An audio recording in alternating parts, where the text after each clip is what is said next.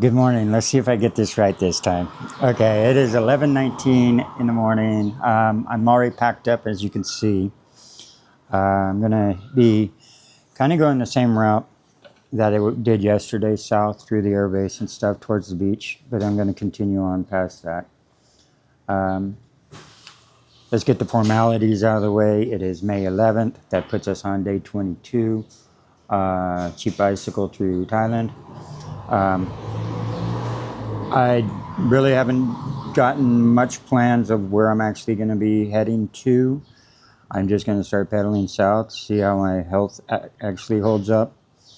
It looks like the route I'm mostly going to be taking today is the 1041, but I might veer away from that and see if I can hug the coast a little bit closer. It does follow the train line a bit, and yeah, I'm just going to try and hug the coast as much as possible because it's a nicer ride. But where I end up today, I don't really know. I'm just going to start pedaling south. And when in doubt, I just throw up my hammock in any two trees that look like they're in a good spot. And yeah, I spent last night coughing quite a bit, but I slept on the couch again. So the rest is mediocre at best. But that's okay. I'm feeling good now. I've had enough coffee here. So. All right, guys. Yeah, I'm just keeping it short and sweet this morning. I'm gonna hit the road and see where life takes me today. All right, guys. All right, everyone. Very late start to the day. 11:51.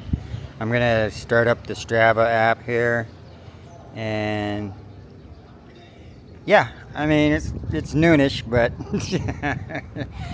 hey, nothing smarter than starting in the most hot part of the day, right? Let's get her going.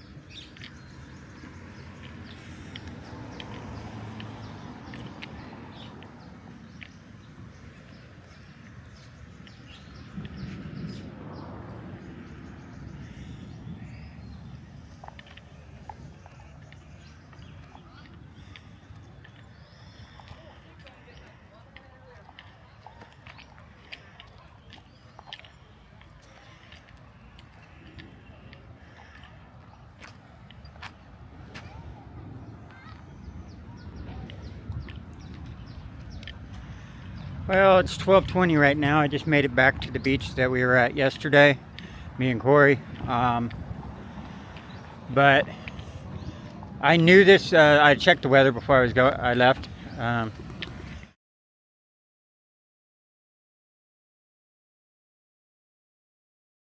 So I actually remember to do it.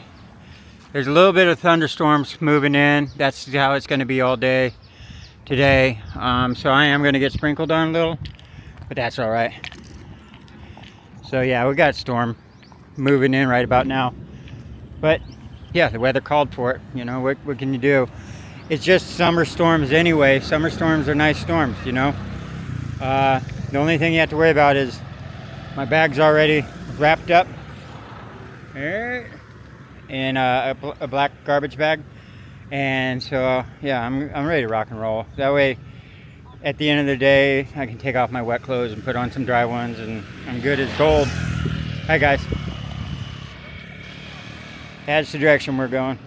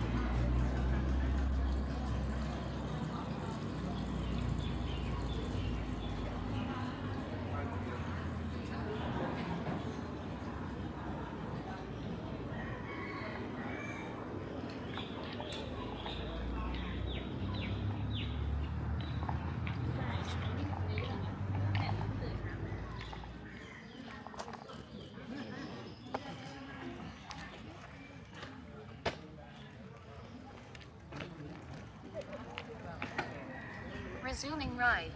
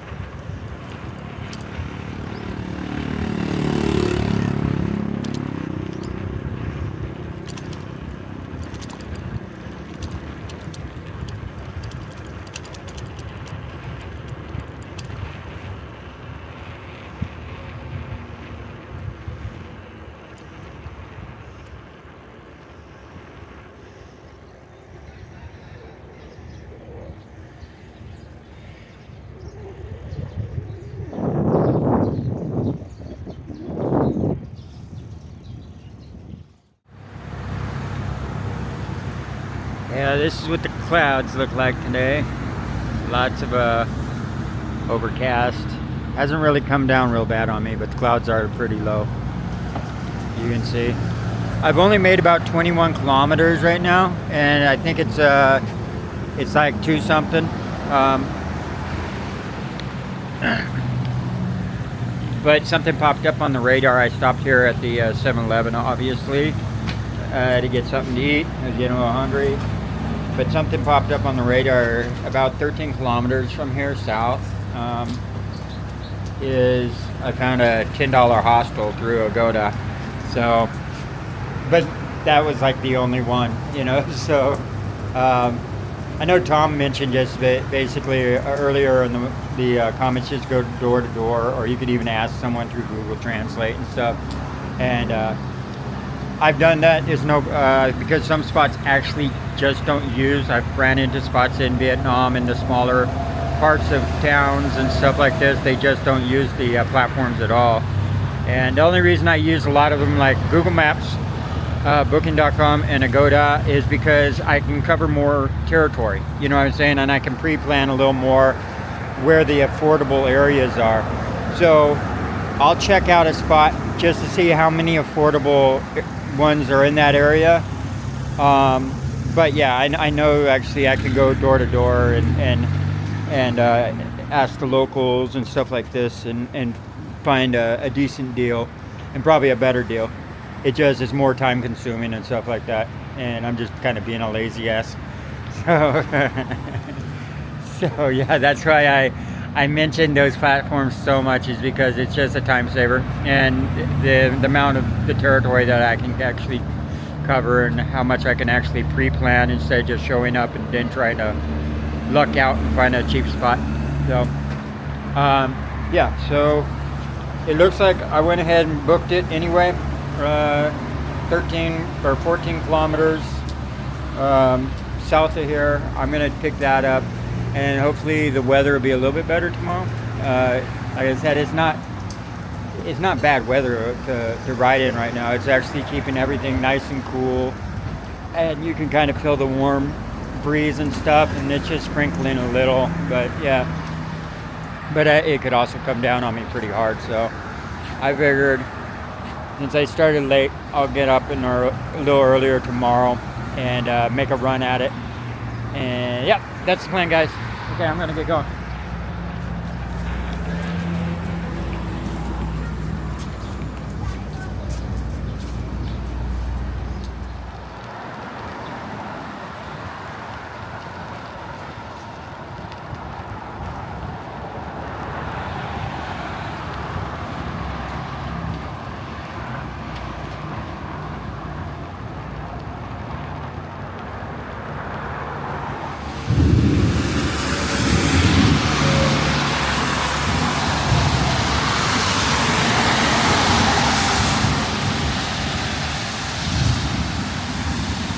Well, I didn't quite get out of it in time. I thought I could find one of these a lot sooner, and I was wrong. So I got a little wet, but you know, that's fine. That's how it is. I don't know how far it is to get to it. My phone's too wet to check anything right now. The water is too much on the screen.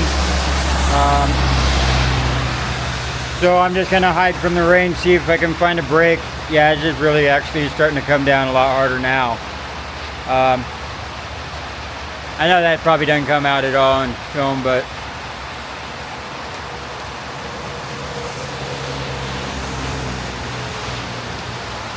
so I guess I could check the time though. It's 3:01. So I'm just gonna sit back here and kind of just relax for a bit. See if the rain eases up, then I'll make a run for it. I probably don't have that much farther, but who knows. All right, guys.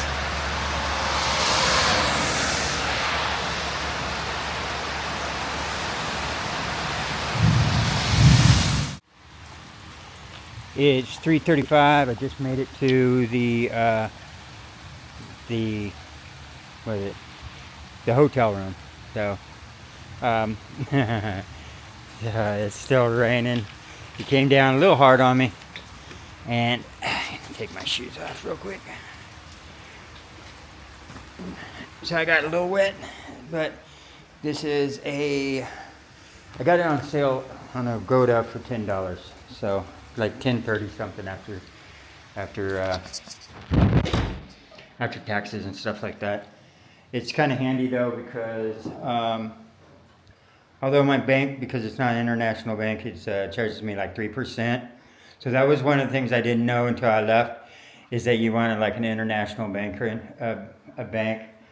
My bank charges me 3% on all purchases, even when it's through the Agoda app and stuff like that, or the booking.com. You'd think since it's being done online that they wouldn't charge you 3%, but they charge you 3% on everything. But it does come in handy. It does come in handy when you get low on cash, that some spots just pay like right through the app. This one has like a little Arizona room. I'm not sure if you guys know what an Arizona room is. It's a semi-outside room. Arizona rooms though have the net that comes all the way down. This has a wall, so I'm assuming there's not a good view on that side. Maybe I can see him. You guys tell me, is there a good view over there?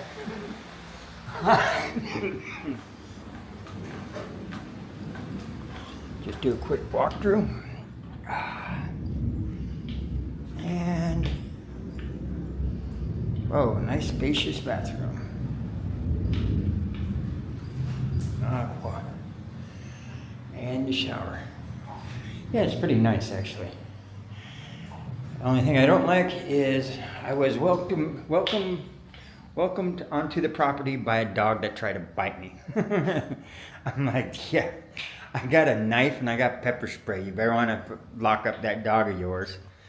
I hate it when they're like a dog will nip at you, try and get the clothing, but it ends up getting a little pinches your skin. And then the owner just kind of laughs. Like, you know, it's like, no, that's not cool, man. I'll knock the crap out of your dog, you know. I wouldn't take it from my own dog. I mean, I'm not a dog beater, trust me. But I grew up on properties when the dog did something bad, you swatted its butt. You know what I'm saying? You didn't, just enough to make it know that you just, you know, I know someone's going crazy right now, going, you can't touch your dog. Well, yeah, I can't. You know, I'm not saying hurt your dog, just smack it on the butt, make sure it knows not to do certain things. And people just don't do that, you know?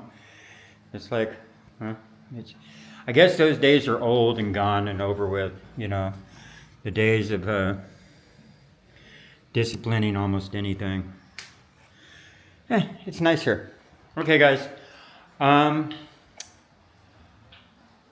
That's good for now. I'm gonna get out with my wet clothes and stuff like that and probably jump in the shower, all that fun stuff.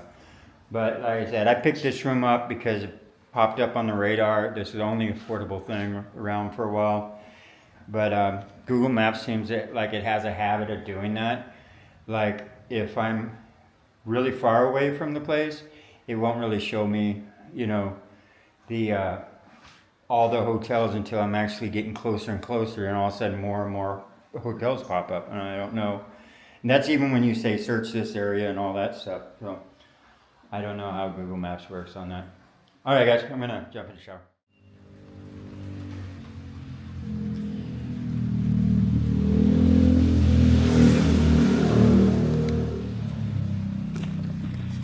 Well, I'm here sitting on the porch because Wi-Fi does not extend all the way back there to my room. And I have an update on DJI that I actually do. And she's like, oh, clouds, thunder clouds, lightning. That's why it doesn't reach to your room. You got to be under the porch. Like, no, that's not the reason. If there's a strong signal right here, it means that right there is your only router. And you don't have a router extension. You're too cheap to have a router extension to reach the rooms. You know what I'm saying? Man, really, honestly, Wi-Fi can kill your business. Having bad Wi-Fi can kill your business. It just can. The people that are traveling, they want a good Wi-Fi extension. Or they want a good Wi-Fi. You know, it's just how it is, you know. But, oh well. That's fine. Hopefully it's not too slow. I'll try and piece this together. It's not much today. It's just me riding in the rain and running from the rain. And yeah, now I'm just gonna kind of wrap up the day and maybe hit it a little earlier tomorrow. Maybe the weather will be a little bit better, but yeah, just kind of got rained out. I am lucky that I found this spot. So I'm gonna update my stuff and yeah, just try this video. I'm pretty sure it's a short one. Every time I say that, it ends up being like a super long one for some reason. I've kind of thrown up my hands in the air and just said, hey, it is what it is. If you notice the time on the last at least two is like, you know, I'm not going to try it. I'm just, whatever I got is what I got, you know. I'll just throw it out there for the consumption of them, you know, for your guys' consumption. You guys can pass through, forward through whatever you don't like. But anyway, yeah. Is there anything I really want to talk about before I leave?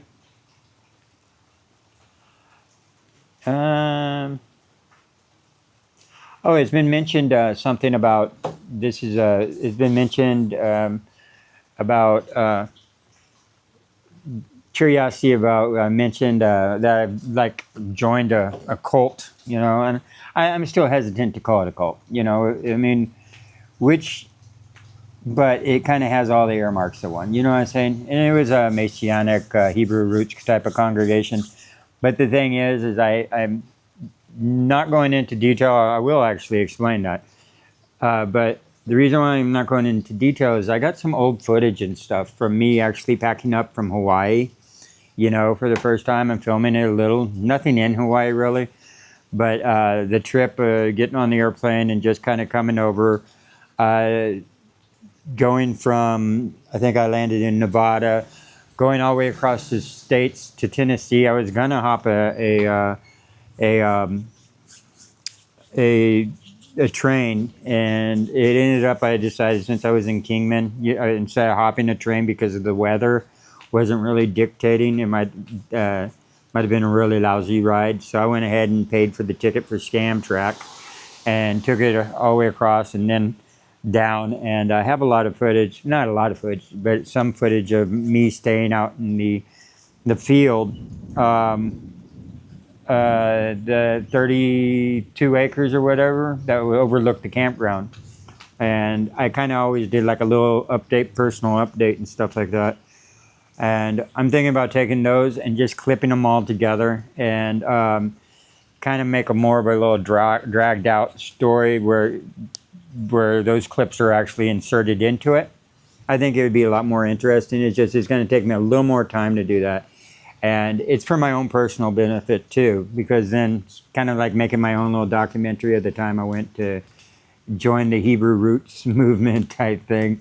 But yeah, so I'm thinking about just doing that. So that's why I haven't actually talked about that whole cult experience. Like I said, I don't call it a cult just because, you know, it is.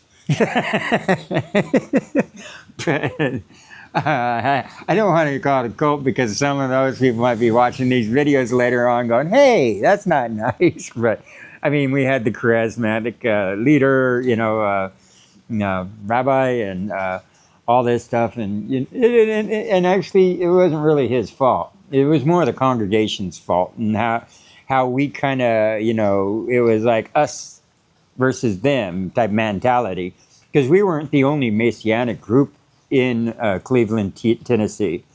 For some reason, Cleveland, Tennessee is just a Messianic hotbed of a bunch of, honestly, what it looks like is a bunch of rednecks wearing seats. Those are the Jewish little, the Jewish ones are actually a lot longer.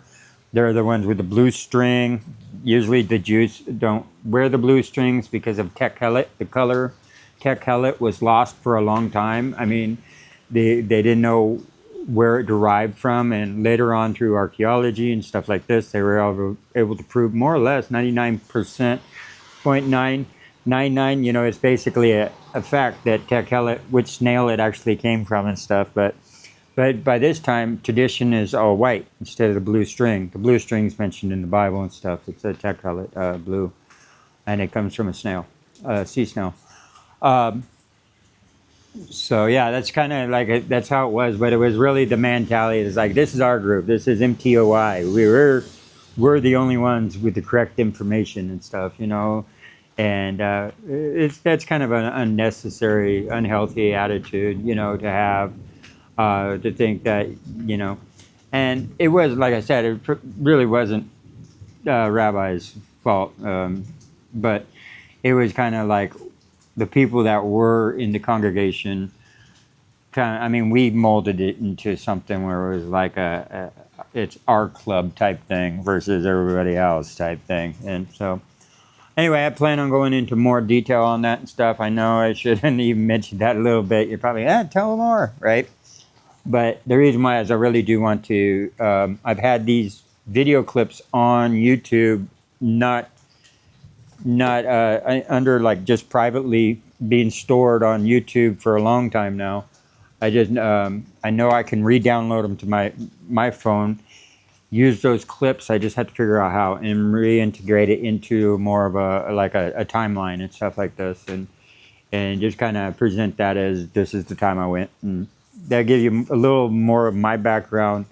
It would be for good video to post up on YouTube, and then I will be done with that, and I'll have a documentation of my time that I went from Hawaii to Tennessee to join a cult, And it's not like a suicide cult. We're just talking about it. It is what it is. It's just, it's not.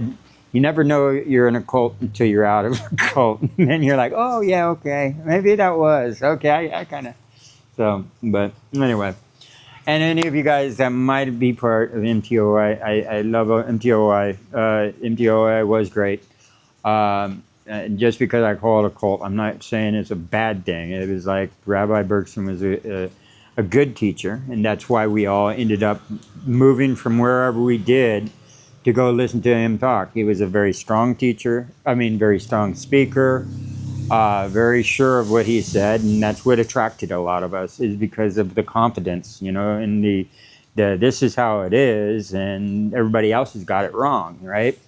And he was not uneducated, he knew a lot, he knew quite a bit. He knew a lot about the Bible, and that's what it was. It's just we're all looking for our answers. If you're one of the people that are going through any type of would you say spiritual journey of any type, you're constantly looking for answers. And when someone pops up and says, I got the answers right here and I know it, and then you go, okay. And if it sounds good and it agrees with your philosophies and more or less what you're thinking, and it's reinforcing what you're thinking, you're going to take them on as an authoritative figure. And through that, it is what it is. It is what you allow it to become, So like I said, it was, I would say it was like a little bit of effort on everybody's part that we turned it into what, and a lot of us left and was like, that was a little more unhealthy than we actually thought, It was an unhealthy environment. And like I said, it's like, unfortunately, we turned it that way. So I promise I'll give you more of a story. It was going to be a lot longer. And like I said, I don't want to badmouth them at all. They were a big, good part of my life. I was even homeless back then, and they accepted me in with open arms. They didn't tell me, hey, you got to change, you got to do this. No, they were like, no, you're cool. You're our resident homeless person, right? And everybody was there. It was great. And so I'm not using cult in the negative connotation. I'm using cult because it's got all the check marks. But it was one of those open ones. Come when you want, leave when you want. It's like no one's holding you there. It's not what we see on documentary television. Not that type. It's not. It's not a Jonestown type thing at all. But yeah. So anyway, guys, I promise I'll give you a better story. I just want to see from my learning, curve in editing and stuff and new to YouTube, if I can start forming like a little bit more of a packaged, like documentary almost type thing that I could throw out there. And trust me, it shouldn't be any longer than the last few videos that I put up. But all right, guys, I'm going to go ahead and call it quits here. That's long enough for rambling 11. I'm not very interested in rambling, but, every little bit you get to see a little more of my background. Like I said, I'm an open book. I just turn one page at a time. So, all right, guys. So, good night, y'all. I'm going to hopefully get this all uploaded so that we stay current day to day. And Doug from Planet Doug. Guys, check out his YouTube channel. I'm pretty sure most of you already know who he is. Thank you for all your insight. Keep them coming. You really do help me because you've already been down this road and you're a seasoned vet. And I have other people that also have their channels that have been helping me out. And all you guys are wonderful. I just I just wanted to make sure as I go along that I thank who I can while we can. And Doug mentioned he likes the fact that it's close to live streaming as you can get without being live streaming. Like, you know, it's like film that day, put out that night. And I know a lot of other of you guys actually mentioned the same thing, and that's actually what I really try and struggle for. Not so much that I planned it that way. It's just that's how I started. So that's how I like.